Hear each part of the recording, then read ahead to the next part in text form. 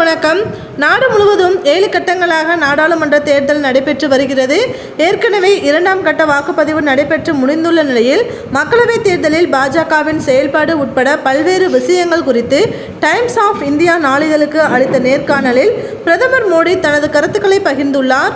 Times of India நாளிதழைச் சேர்ந்த திவாகர், அகிலேஷ் சிங் மற்றும் சித்தார்த்தா ஆகியோர் பல்வேறு கேள்விகளுக்கு பிரதமர் மோடி அளித்துள்ள பதில்களை தெரிந்து கொள்ளலாம். 2ஆம் கட்ட வாக்குப்பதிவுக்கு பின்னர் பாஜக 400 இடங்களில் வெற்றி பெறுவது சாத்தியம் என நம்புகிறீர்களா என பிரதமர் மோடியிடம் கேட்டதற்கு, தேர்தல் தேதி அறிவிப்பு வெளியானதற்கு பிறகு பல்வேறு இடங்களுக்கும் பரப்புரைக்காக சென்றுள்ளேன். 70க்கும் மேற்பட்ட ரோட் ஷோக்கள், பொதுக்கூட்டங்களில் பங்கேற்றுள்ளேன். பொதுமக்களிடம் முன்னேற்பதும் இல்லாத வகையில் அன்பு, ஆதரவு, பாசம் போன்றவற்றை பார்க்க முடிந்தது. மக்கள் இந்த ஆதரவை பாஜக 400 இடங்களை கடக்கும் என்ற நம்பிக்கையை எங்களுக்கு அளித்துள்ளது. எதிர்காலத்தில் நல்லது நடக்க வேண்டும் என நினைப்பவர்கள் பாஜகவுக்கு வாக்களிப்பதன் மூலம் நாட்டுக்கு வளர்ச்சி கிடைக்கும் என நம்புகிறார்கள்.